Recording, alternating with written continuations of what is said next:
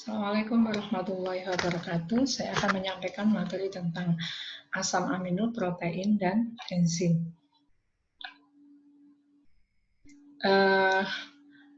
Protein ini adalah suatu makromolekul dengan beberapa fungsinya secara struktural, kemudian dalam sistem transport, kemudian dalam sistem penyimpanan nutrien, kemudian dia juga berfungsi sebagai hormon, kemudian protein ini juga digunakan sebagai bagian dari enzim, karena enzim ini semuanya strukturnya terdiri dari protein. Juga protein ini sebagai pelindung. Misalkan protein ini melindungi dari proses penggumpalan darah. Dan ini adalah beberapa contoh dari fungsi protein itu. Kemudian ini bisa digambarkan di mana saja bagian dari protein secara struktural.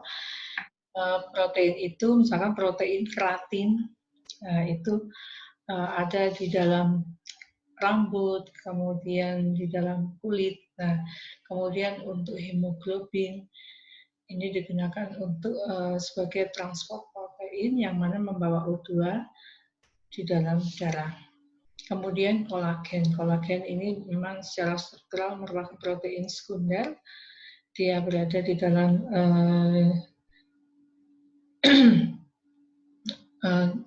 sebagai penghubung antar jaringan, kemudian berada di dalam tendon, tulang, ya. Kemudian juga di darah. Kemudian ada namanya ferritin. Ferritin ini adalah protein yang menyimpan besi di dalam hati. Kemudian ada protein yang dalam bentuk hormon, yaitu hormon insulin. Kemudian ada myoglobin. Jadi merupakan protein yang menyimpan O2 di dalam jaringan. Kemudian aktin dan miosin. Ini untuk mengontrol pergerakan otot.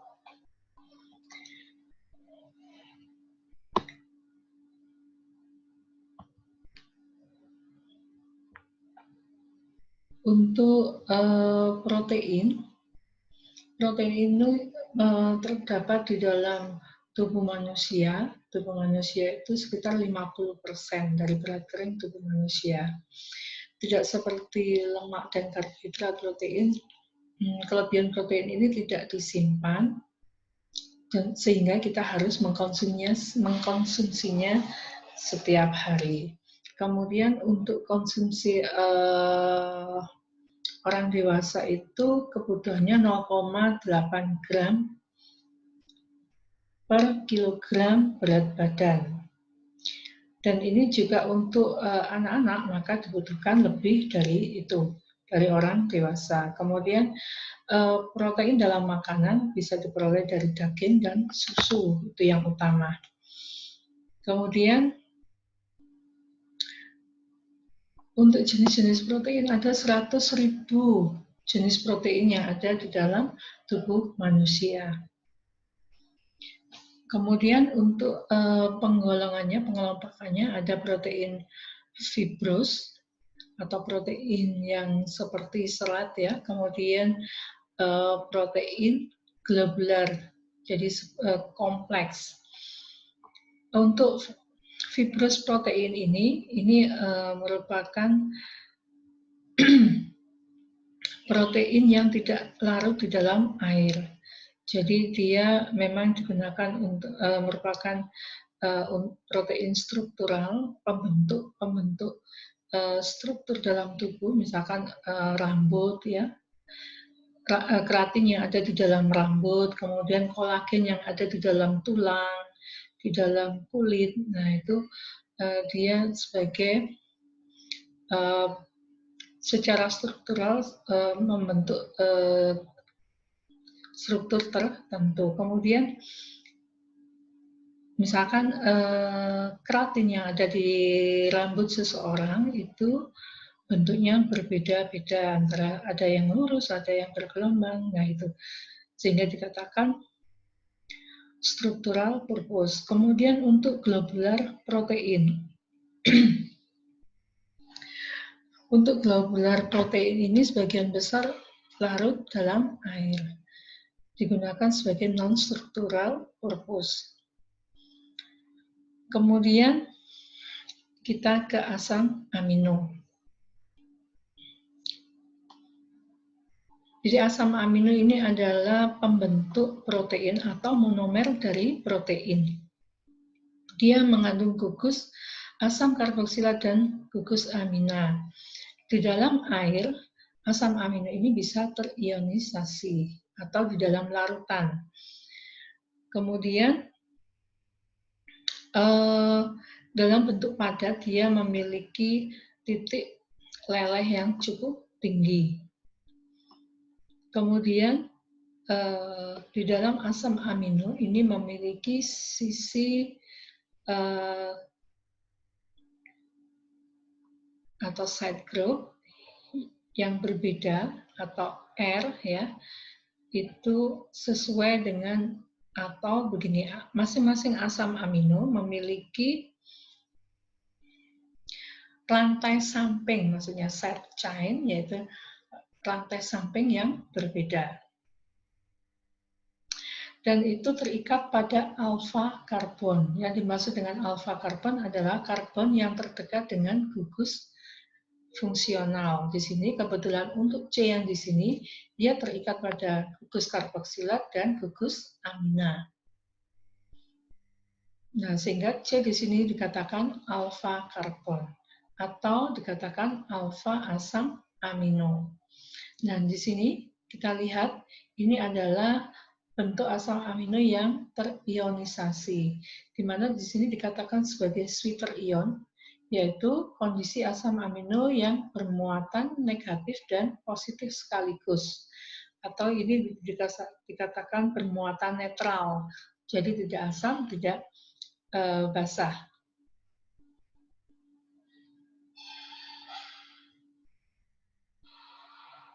Kemudian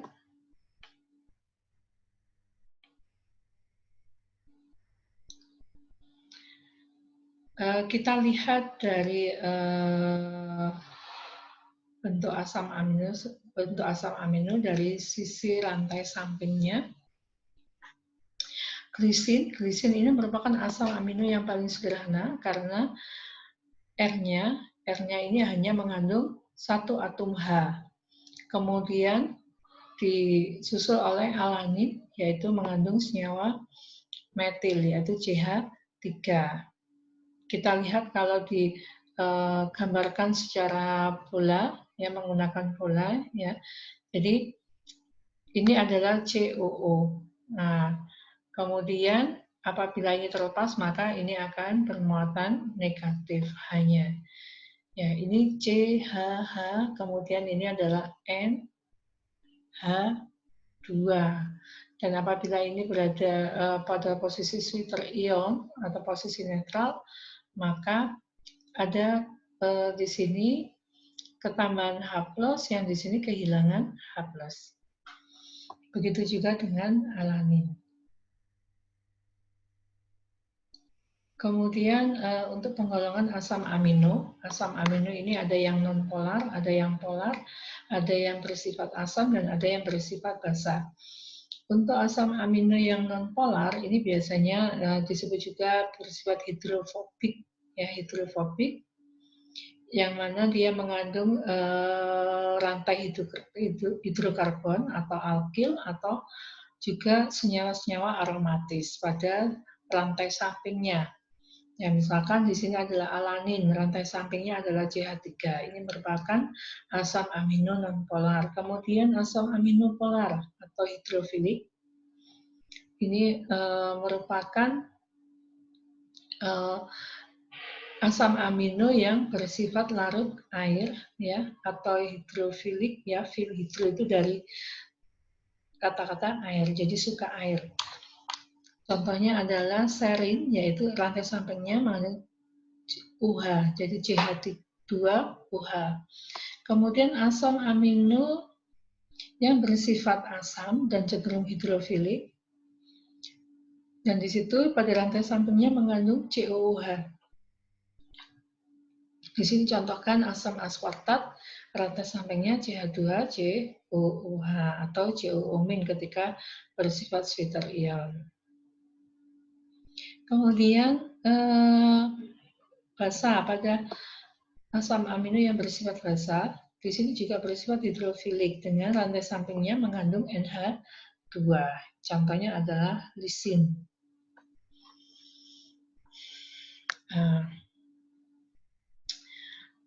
Secara umum ada 20 jenis asam amino yang ada di dalam protein manusia atau disebut dengan alfa asam amino. Tadi kenapa alfa? Karena di situ ada satu C dalam posisi alfa yang mengikat gugus amina dan asam. Kemudian manusia tidak dapat mensintesis 10 asam amino dari 20 asam amino, sehingga disebut asam amino esensial. Dan itu harus diperoleh dari makanan. Makanan yang kita konsumsi. Kemudian ini adalah jenis-jenis asam amino nonpolar, ada alanin, ada glisin, ada isoleusin, ada leusin, kemudian metionin. Dan kita biasanya harus menghafalkan singkatan-singkatan ini ya. Misalkan alanin itu ala, glisin gli, isoleusin ile, leusin metionin met. Dan ini adalah rantai samping pada ini ya, kalau ini fenilalanin, ini adalah rantai samping dari fenilalanin, kemudian yang di sini yang diberi warna merah ini adalah rantai samping dari masing-masing asam amino yang bersifat non-polar. Ada valin, triptofan, prolin.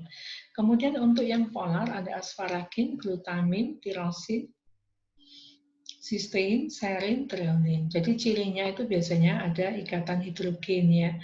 Ada OH, nah itu biasanya bersifat polar. Nah, ada O ya, O di sini. Kemudian asam amino yang bersifat asam dan basa. Yang bersifat asam adalah asam aspartat, asam glutamat. Kemudian yang bersifat basa adalah arginin, histidin, dan lisin. Jadi yang bersifat basa ini mengandung NH. Kemudian yang bersifat asam mengandung COO.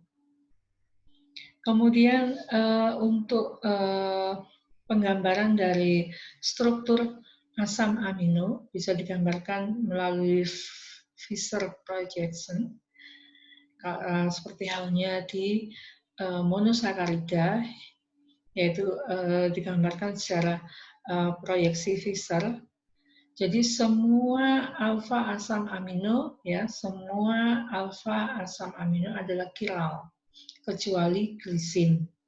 Kiral ini adalah kita tahu C itu mempunyai 4 tangan ya, 4 tangan.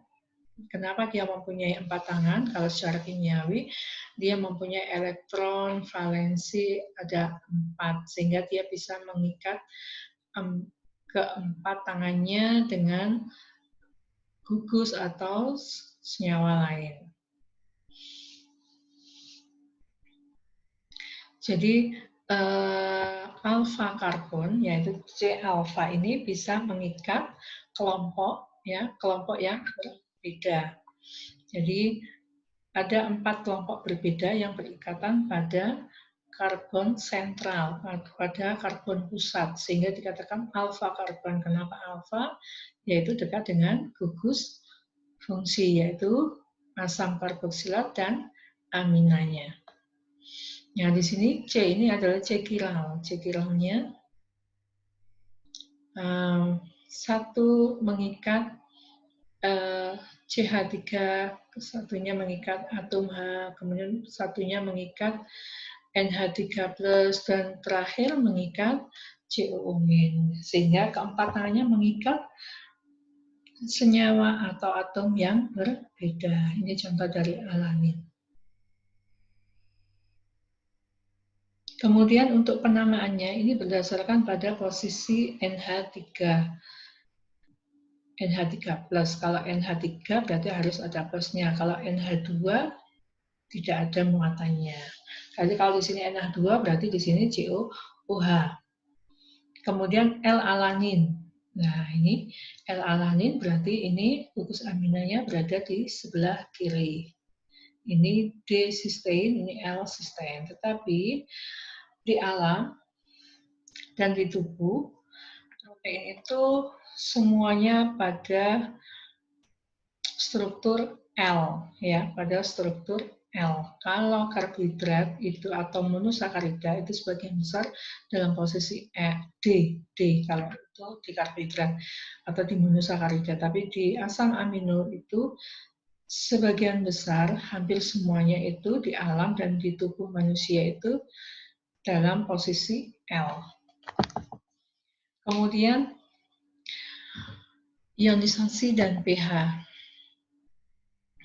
Nah, jadi di sini ada pH isoelektrik, ada pH isoelektrik. Jadi pada pH isoelektrik ini asam amino dalam kondisi sweeter ion, yaitu bermuatan positif dan negatif. Jadi positif dan negatif. Sehingga di sini bersifat netral atau disebut sweeter ion atau amfoter sama. Kita lihat pada pH 3 atau kurang, itu maka COMin akan bersifat atau berlaku sebagai basa dan menerima H+. Ini ya. Jadi pada pH asam, jadi pH asam ini artinya asam ini ketika di air ya, maka dia akan berikatan dengan H2O. H+ akan berikatan dengan H2O sehingga membentuk H3O+. Kemudian apabila bertemu dengan asam, maka COMin ini akan menerima H+ dari H3O+, sehingga menjadi asam. Jadi di sini ada COOH dan ini tetap NH3+. Sedangkan pada pH di atas 10, di pH 10 atau lebih, maka NH3+ berlaku sebagai asam dan akan melepaskan H+. Kita lihat di sini ketika di dalam air, ini sifatnya ketika proses ionisasi. Berarti ionisasi itu berarti dia harus berada di lingkungan air atau di dalam larutan. Nah, ini dianggap larutannya adalah larutan air. Nah, ketika bersifat basa itu di dalam suatu larutan itu akan lebih banyak mengandung UH-. Nah, ketika ada UH-, maka dia akan menarik H+ dari NH3+. Sehingga reaksinya menjadi NH2 CHR COO- plus H2O. Karena di sini UH- akan menarik H+.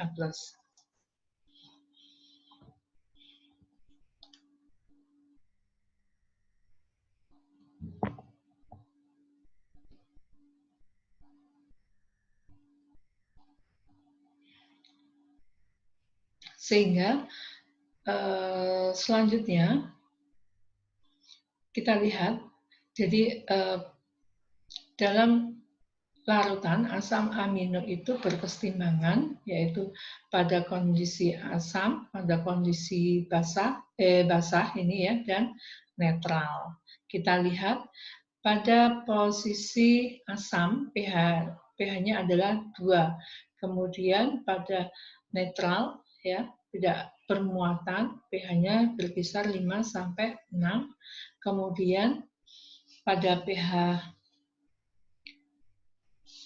basah ini pH-nya 10. Dan di sini muatannya -1, kalau di sini +1.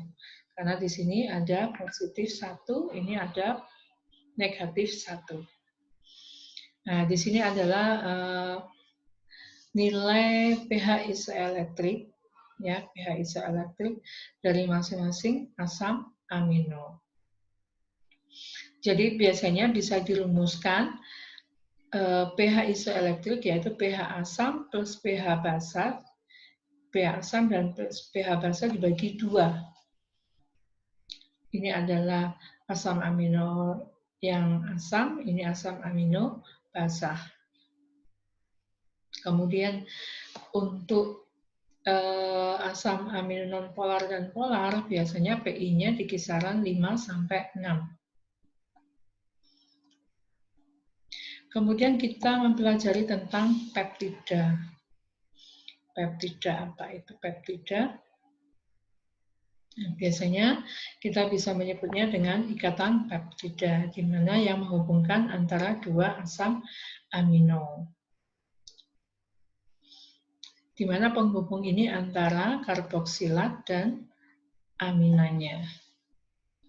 Kita lihat, misalkan alanin ditambahkan serin, maka akan membentuk alanil serin. Ya, di sini kita lihat ikatan peptidanya yaitu pada NH dan misalkan di sini, maaf, dari sini kita lihat asam amino yang pertama yaitu dari alanin, maka yang berikatan adalah di COO-nya, kemudian untuk dari serin yaitu dari NH-nya. Nah, yang di sini disebut dengan ikatan peptida. Atau juga bisa dikatakan ikatan amida. Jadi amida bond itu juga sama dengan peptida bond. Di sini ada jenis-jenis peptida, ada dipeptida, tripeptida, polipeptida, dan protein. Jadi kalau dipeptida itu terdiri dari 2 asam amino, kalau tripeptida itu terdiri dari 3 asam amino. Kemudian kalau poli itu biasanya 3 sampai 10 asam amino. Kemudian untuk protein itu lebih dari 40 asam amino yang bergabung membentuk ikatan peptida. Untuk penamaan peptida ini biasanya berdasarkan gabungan dari asam-asam amino. Biasanya pada ujung sebelah kiri ini adalah N-terminal dari asam amino. Kemudian yang sebelah kanan ini C-terminal asam amino. Tapi kalau secara struktur ini dikatakan COO group atau kelompok dari COO main ini berada di sebelah kiri, ya. Tapi kalau dituliskan secara konseptual seperti ini, seolah-olah COO ini berada di sebelah kanan, tapi sebenarnya dia berada di sebelah kiri. Kemudian penamaannya lagi, berarti di sini ini punyanya serin, ini fenilalanin, dan ini punyanya asam aspartat. Atau juga penamanya ini ya. Jadi ini akan menghilangkan kata-kata asamnya atau in dari aminanya. Misalkan di sini alanin menjadi alanil, misalkan glisil menjadi glisil, serin menjadi tetap serin. Atau kalau itu ada asam aspartat, jadi dia akan hilang menjadi misalkan ini ya aspartat saja, ASP gitu ya.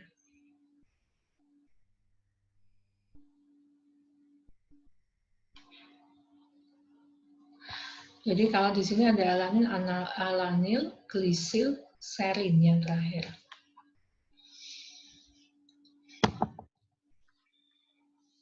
Di sini ada beberapa senyawa peptida yang secara biologi banyak terdapat di dalam tubuh manusia. Ya, ada enkepalin, kemudian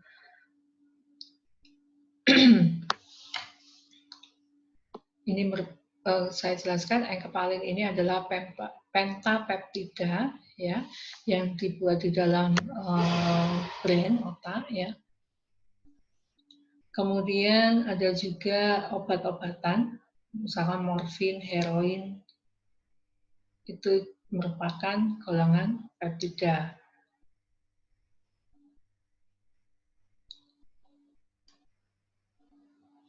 Jadi ini beberapa macam senyawa peptida.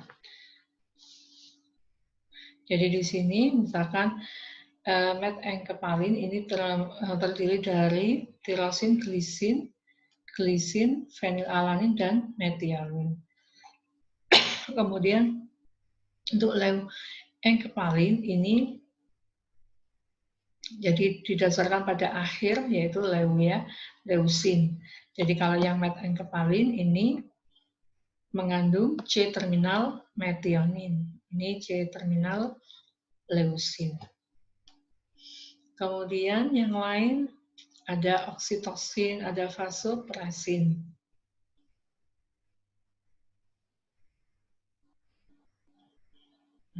Ini ya. Nah, kemudian kita ke struktur protein. Struktur protein ada primer, ada sekunder, ada tersier, dan kuartener. Ya, untuk struktur primer itu biasanya digambarkan linier atau lurus ya. Dan bisa diatur secara zigzag ya, secara zigzag. Misalnya di sini alanin, leusin, cystein, dan metionin.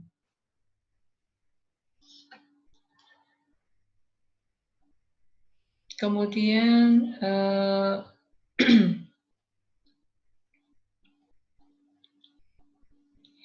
ini adalah cystein. Cystein ini bisa mengalami oksidasi dan reduksi.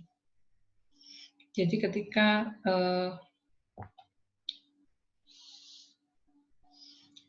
cystein ini mengalami oksidasi, dia akan menjadi senyawa cystein ya. Cystein ini ya bergabung ketika mengalami proses oksidasi, dia akan membentuk ikatan disulfida. Jadi dia sangat mudah teroksidasi sehingga membentuk ikatan disulfida. Kemudian masih dalam struktur primer dari protein, ini adalah struktur dari hormon insulin. Kemudian untuk struktur sekunder dari protein ada alpha helix beta pleat sheet ya, atau beta pleat sheet, kemudian triple helix. Triple helix ini ada di dalam kolagen. Kemudian beberapa bentuk sekunder yang lain itu secara random, jadi artinya bisa gabungan dari ketiganya ini.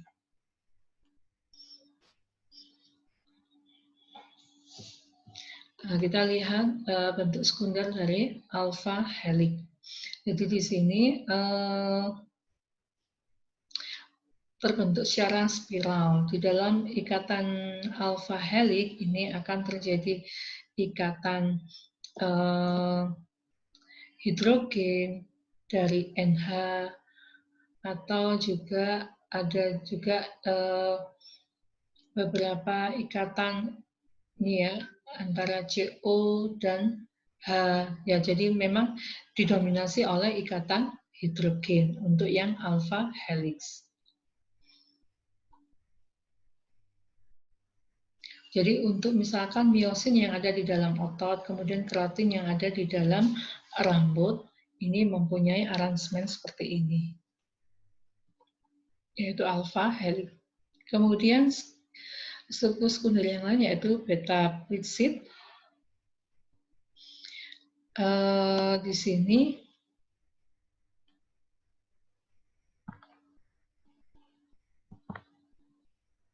terdiri dari banyak polipeptida ya, dan mempunyai ikatan hidrogen antar rantai peptidanya. Kemudian untuk rantai sampingnya, gugus R-nya, rantai R-nya ya, jadi rantai samping R-nya ini bisa berada di atas dan di bawah dari sheet secara vertikal. Seperti ini. Jadi ini juga terbentuk ikatan hidrogen, misalkan ini antara oksigen dan hidrogen di sini. Oksigennya berasal dari COO, kemudian hidrogennya berasal dari NH.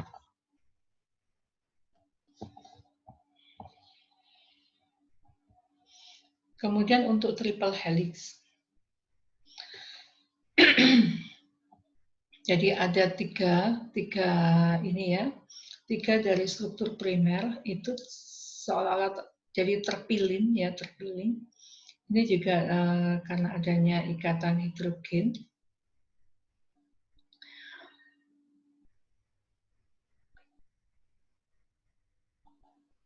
Jadi terpilin seperti ini.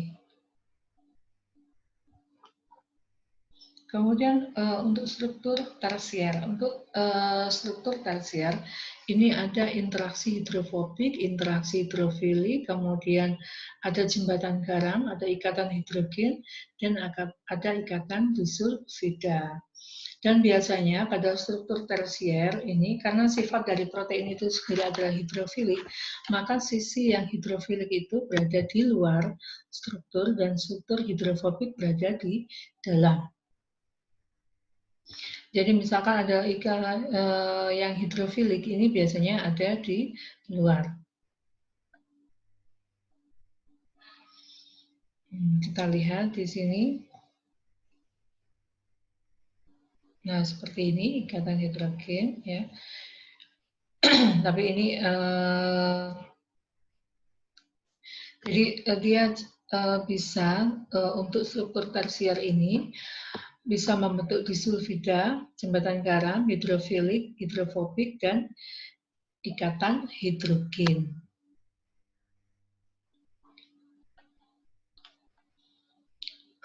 Ini masih struktur tersier. Jadi misalkan kalau digambarkan secara ini ya, kita mengamati strukturnya menggunakan sinar X atau ya difrasi sinar X, maka bisa kita melihat struktur tiga dimensi dari protein. Jadi ini kita lihat kalau tandanya panah ini adalah betasid, kalau begini ya, kalau spiral itu adalah alpha helix. Kemudian kalau ada kuning berarti disulfida bond atau ikatan disulfida. Kemudian kalau ini adalah daerah yang random ya biasanya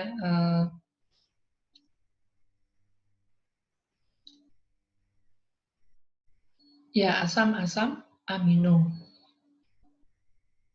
Asam amino yang biasanya adalah struktur primer.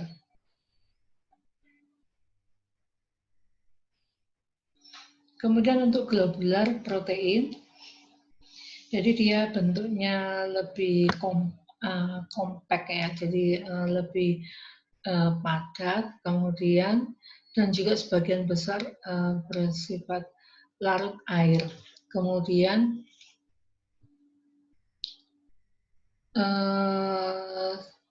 secara umum untuk protein globular ini digunakan untuk sintesis, transport, dan metabolisme. Misalkan myoglobin. Ini myoglobin fungsinya adalah menyimpan oksigen di dalam otot.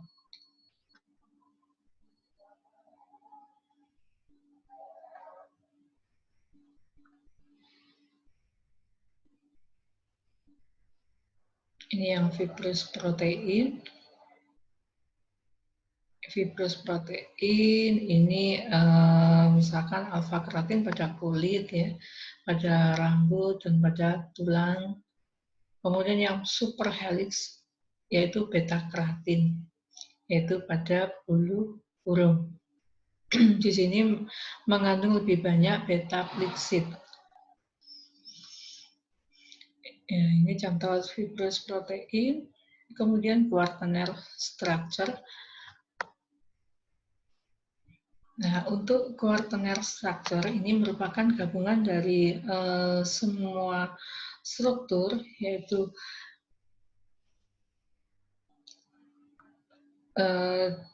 baik mulai dari primer, sekunder, dan tersier ini bergabung, kemudian membentuk quaternary struktur.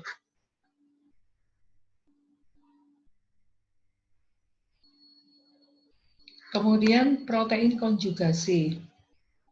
Protein konjugasi biasanya kalau kita di beberapa buku mengatakan protein majemuk ya. Jadi di situ dia di samping mengandung protein juga mengikat non protein lainnya. Misalkan yang ada di mioglobin dan hemoglobin. Heme ini adalah kompleks organik yang mengandung besi. Jadi ini adalah komponen non proteinnya. Ini adalah sickle cell hemoglobin. Ini adalah kesimpulan dari protein structure-nya. Kemudian kita ke denaturasi. Denaturasi merupakan proses perusakan protein baik secara chemical maupun fisik.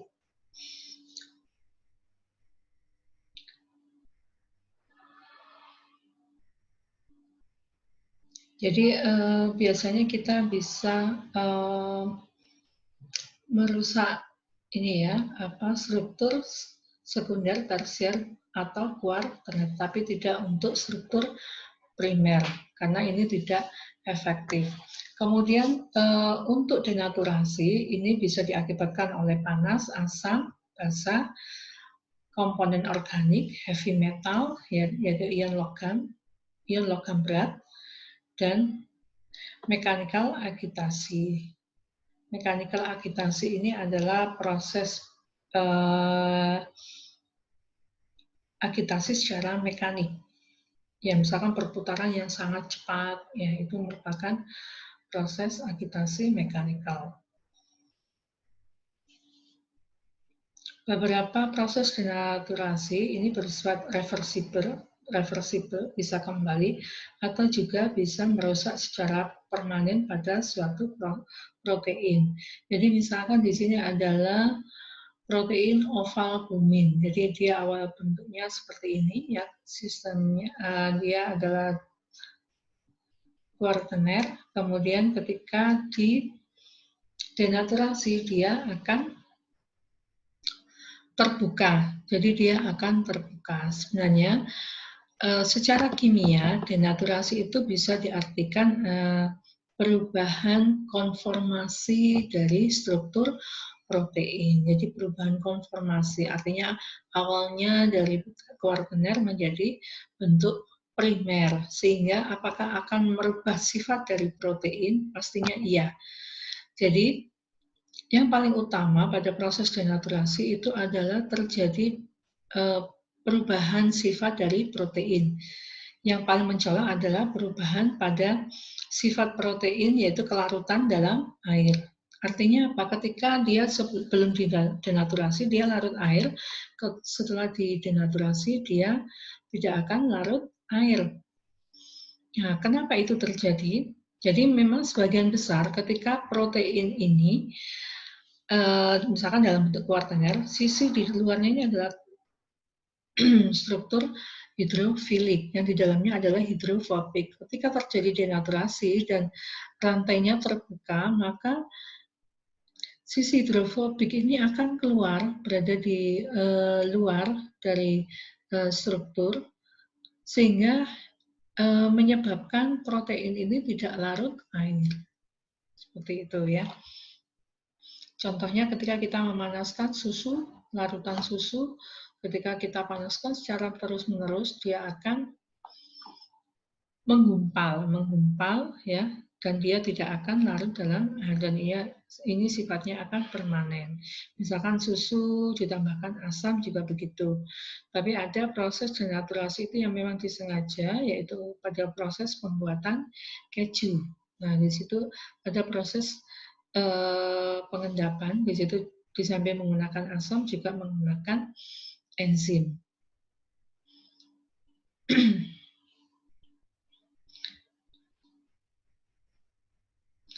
Ini bagaimana efek dari proses penyebab denaturasi, misalkan dengan menggunakan panas, deterjen, asam dan basa, agen reduksi, ya.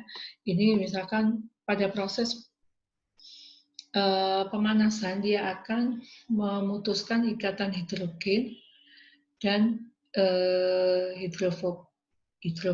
Kemudian kalau deterjen ini akan memutuskan pada ikatan hidrogen, asam dan basa. Ini akan menyerang ya pada rantai pada ini ya jembatan garangnya, kemudian atau ikatan hidrogen. Kemudian agen reduksi itu pada ikatan bisulfida. Kemudian ion logam berat, ya misalkan ion Pb12, Hg12, itu akan memutuskan ikatan bisulfida. Kemudian kalau tambahkan alkohol ya atau pada proses agitasi. Alkohol ini kadang kita sengaja ya misalkan kita untuk mengekstrak protein itu biasanya kita menambahkan alkohol. Nah, ini fungsinya memang dia untuk memutuskan ikatan hidrogen dan hidrofiliknya. Kemudian untuk agitasi juga akan memutuskan ikatan hidrogen dan hidrofobik. Sekarang kita ke enzim. Mungkin semuanya paham apa itu enzim. Enzim adalah suatu biokatalisator. Dia terdiri dari protein. Jadi enzim ini murni protein, ya. Murni protein. Nah, enzim ini dia ketika bekerja dia harus bereaksi dengan substrat dulu. Dia akan bereaksi dengan substrat tertentu yang cocok dengan sisi aktif dari enzim.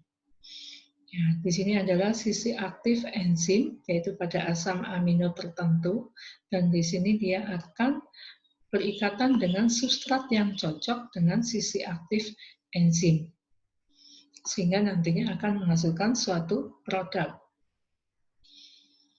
Nah, kenapa enzim dikatakan sebagai katalis? Kalau di kimia itu banyak reagen-reagen atau senyawa kimia yang bersifat katalis, misalkan senyawa asam, atau dengan secara fisik dengan menggunakan panas, itu akan meningkatkan reaksi, kinerja reaksi. Nah, untuk enzim ini kecepatannya lebih bagus, yaitu 10⁻⁶ sampai 10⁻12 kali. Ya, itu kecepatan untuk proses reaksinya. Tetapi dia tidak akan merubah reaksi. Dan juga diindikasikan dia tidak menghasilkan suatu limbah. Dan enzim ini terbuat dari protein. Dan di sini untuk enzim akan menurunkan energi aktivasi pada suatu reaksi. Jadi misalkan pada suatu reaksi yang tanpa katalis, dia memerlukan energi yang cukup banyak, misalkan dengan proses pemanasan, ya. Jadi misalkan kita mau memutuskan ikatan, misalkan dalam suatu ini ya, kita memasak makanan gitu ya, atau melunakkan daging yang gampang. Melunakkan daging itu biasanya kan kita membutuhkan panas yang cukup tinggi atau panas dengan lama waktu yang cukup panjang juga untuk memutuskan ikatan protein dalam ikatan-ikatan asam amino dalam protein daging, sehingga supaya didapatkan daging dengan tekstur yang empuk. Nah, dengan menggunakan enzim protease, misalkan bromelin, papain, itu tanpa proses pemanasan, artinya di situ dia akan menurunkan energi aktivasi untuk mencapai produk ini. Jadi ketika menggunakan enzim, dia membutuhkan energi hanya sedikit, ya. Ya, itu yang dikatakan menurunkan energi aktivasi.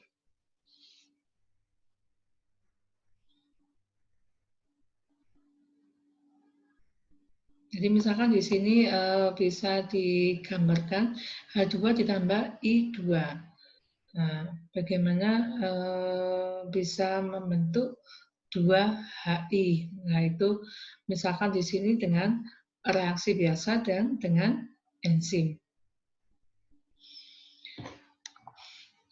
Dikatakan di sini bahwa sebagian besar enzim adalah protein globular dan dia larut air. Dan protein itu tidak hanya sebagai biokatalis,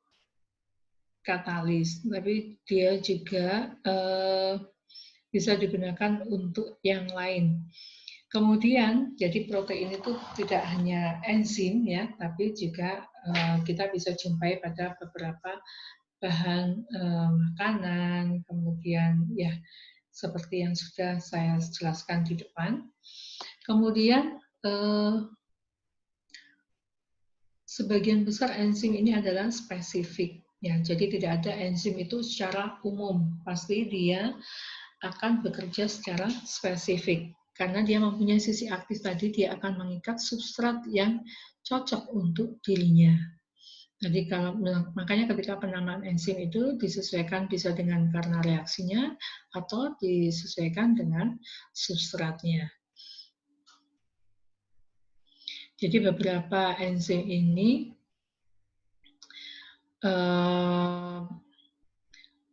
dia akan berada pada tempat yang dia dibutuhkan tadi ya. Misalkan dia enzim pencernaan itu berada di dalam lambung.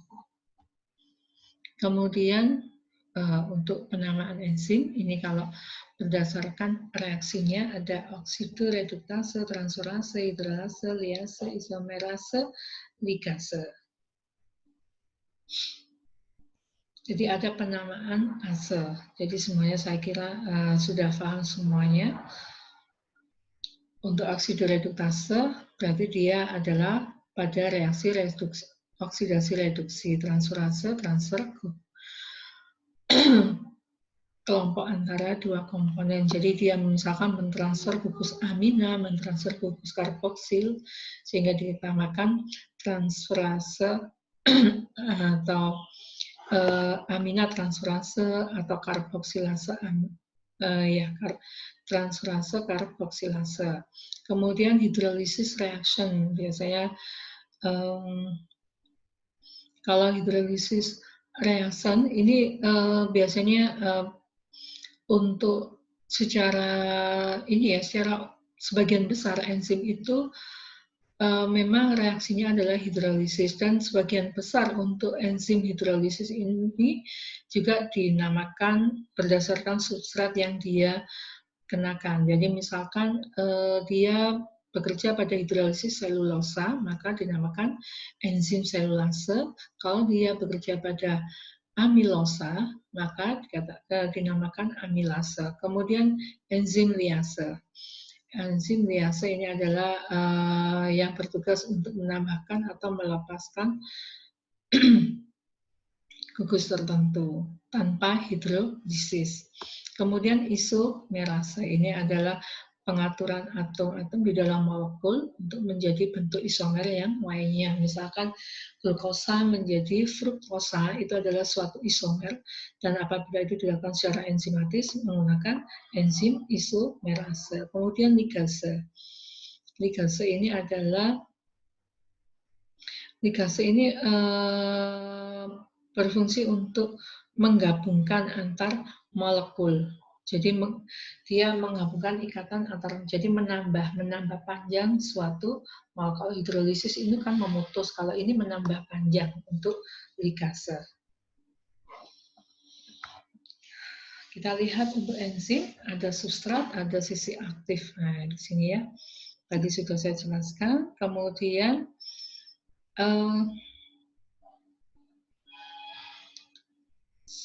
ada teori lock and key model. Jadi enzim itu mempunyai bentuk yang rigid, ya, rigid, tidak berubah atau non flexible shape. Jadi dia bentuknya seperti ini tidak akan bisa berubah dengan bentuk yang lain. Di sini ada sisi aktif. Kemudian sisi aktif ini kemudian akan ditempati oleh substrat yang sesuai. Jadi tidak mungkin akan ditempati oleh substrat yang tidak sesuai. Sehingga dianalogkan enzim itu sebagai kuncinya. Kemudian substrat, jadi enzim ini sebagai gemboknya, kemudian substrat ini sebagai kuncinya yang cocok masuk ke dalam gembok tadi. Kemudian ada teori induced Sweet model. Nah, kalau induced Sweet model ini struktur enzim ini adalah fleksibel, non rigid, jadi berkebalikan. Jadi kita lihat sisi aktif enzim seperti ini. Nanti apabila sudah jadi misalkan substratnya bentuknya seperti ini, seolah-olah kan tidak sama dengan substratnya bentuknya. Tapi ini bisa ditempati oleh substrat tersebut.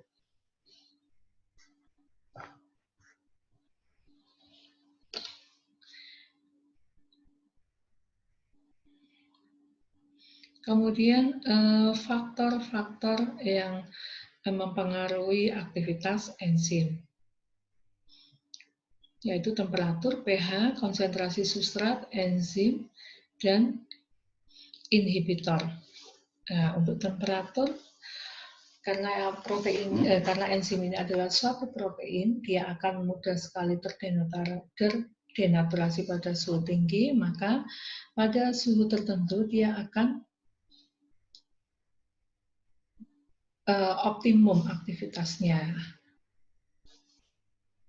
Nah, kenapa kemudian pada suhu lebih tinggi lagi, ya setelah mencapai optimum dia akan turun, artinya pada suhu yang lebih tinggi dari titik optimum ini dia akan terdenaturasi. Ketika struktur tersier dari enzim ini terdenaturasi, maka otomatis aktivitasnya juga akan menurun. Dan biasanya sebagian besar enzim itu beraktivitas pada suhu 37 derajat Celcius. Kemudian pH. Biasanya pH optimum enzim itu adalah 7. Namun ada pH yang enzim yang ada di dalam lambung, misalkan pepsin, ini bisa bekerja pada pH asam, yaitu pH 2 untuk mendigest makanan.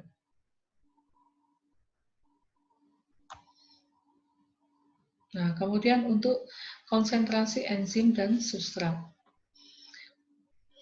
Kita lihat untuk pengaruh konsentrasi enzim. Semakin meningkat konsentrasi enzim, maka kecepatan reaksi itu juga semakin meningkat. Artinya, semakin banyak enzim yang ditambahkan, dia akan lebih cepat untuk menyelesaikan suatu reaksi pada substrat tertentu.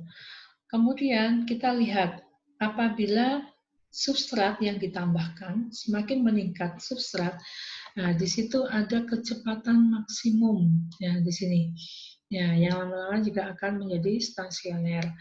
Nah, ini kenapa? Karena di sini jumlah enzimnya tetap, tapi jumlah substratnya yang ditambahkan. Kalau di sini yang pengaruh konsentrasi enzim, jumlah substrat ini terbatas. Nah, kemudian inhibitor enzim. Ada bersifat kompetitif, ada yang non-kompetitif.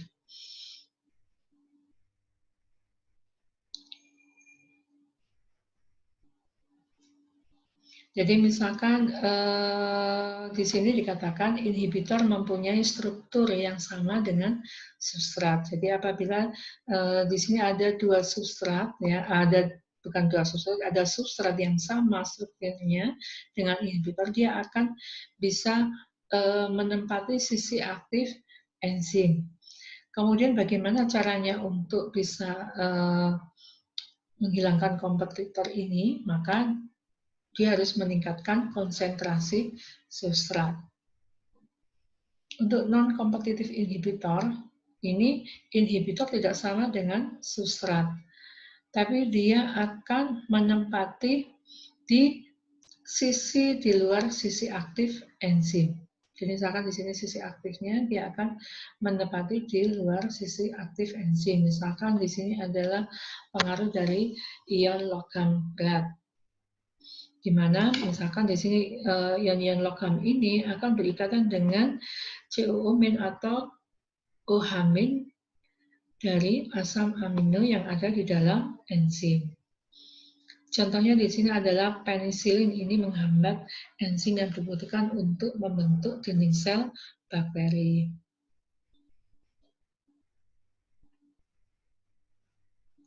Solusinya adalah beberapa reagen kimia dapat istilahnya tidak digunakan atau can remove the inhibitor. Jadi dapat melepaskan inhibitor. Jadi biasanya menggunakan beberapa reagen kimia untuk melepaskan, misalkan di situ pengaruh dari ion logam. Kemudian kompetitif dan non kompetitif inhibitor di sini bisa digambarkan secara grafik. Jadi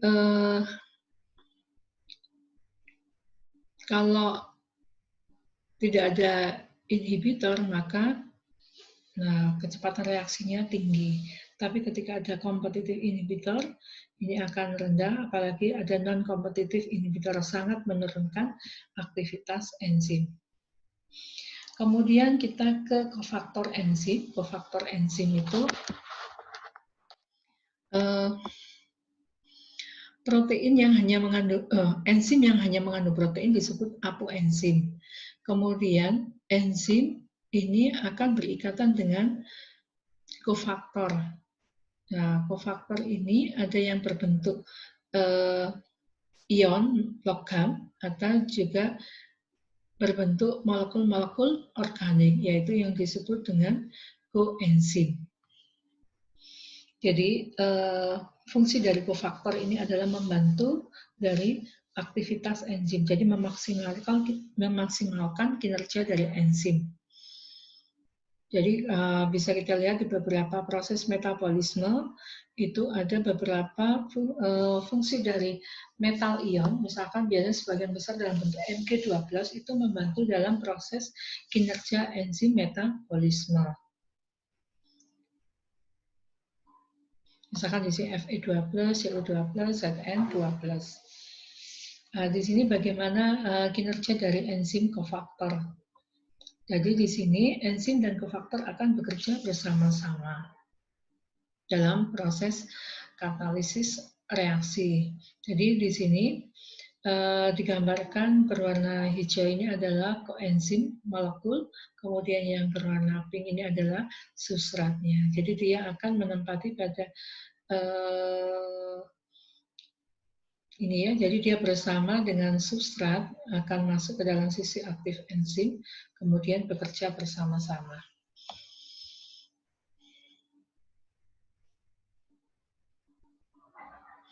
Kemudian di sini ada vitamin dan koenzim. Vitamin ini adalah molekul organik yang diperoleh dari makanan karena tubuh tidak bisa menghasilkan. Jadi vitamin ada yang larut air dan tidak larut air.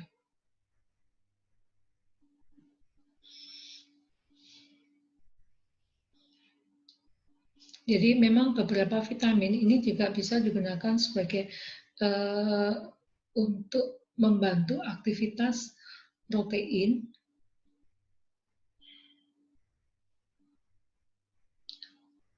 Jadi misalkan di dalam proses metabolisme ada terutama di metabolisme karbohidrat itu dibutuhkan vitamin B. Vitamin B jadi untuk merangsang si enzim ini untuk bekerja. Jadi dia tidak sebagai kofaktor atau koenzim, tapi dia merangsang untuk supaya enzim itu segera bereaksi untuk proses di dalam metabolisme, khususnya di glikolisis.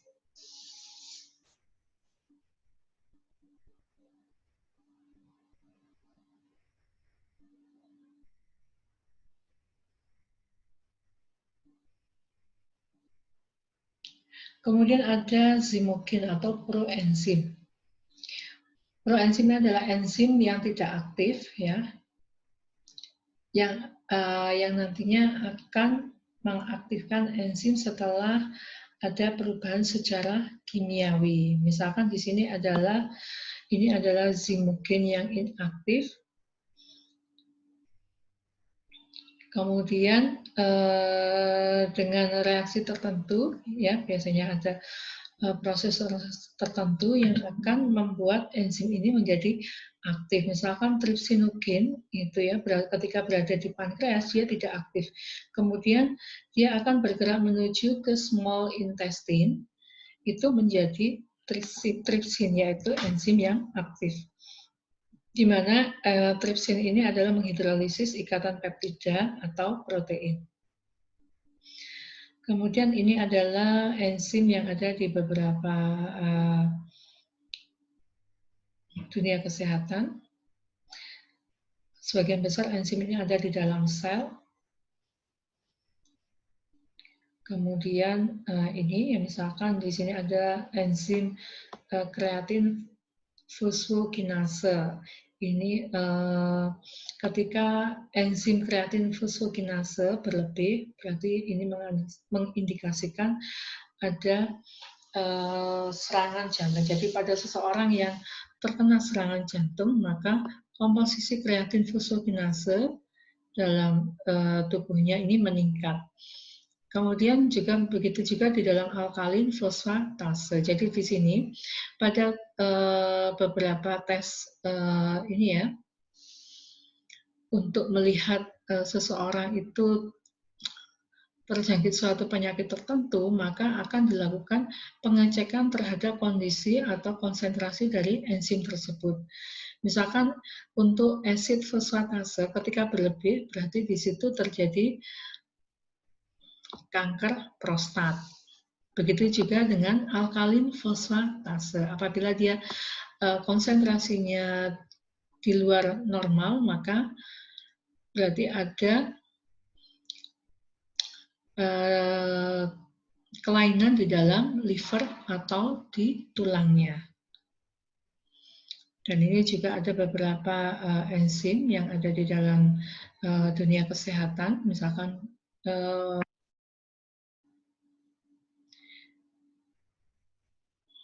dan juga ada inhibitor yang biasa digunakan untuk obat-obatan. Misalkan di sini ada HIV protease. Ini biasanya digunakan untuk menduplikasi virus. Kemudian HIV. Kemudian ada HIV protease inhibitor, dan di sini untuk menurunkan populasi dari virus itu sendiri. Kemudian untuk penisilin ini untuk menghambat enzim dalam pembentukan sel dinding dari bakteri, sehingga digunakan untuk menghancurkan bakteri tersebut. Jadi menggunakan penisilin ini adalah suatu antibiotik. Ini tadi tentang protein dan enzim, semoga bermanfaat. Terima kasih. Wassalamualaikum warahmatullahi wabarakatuh.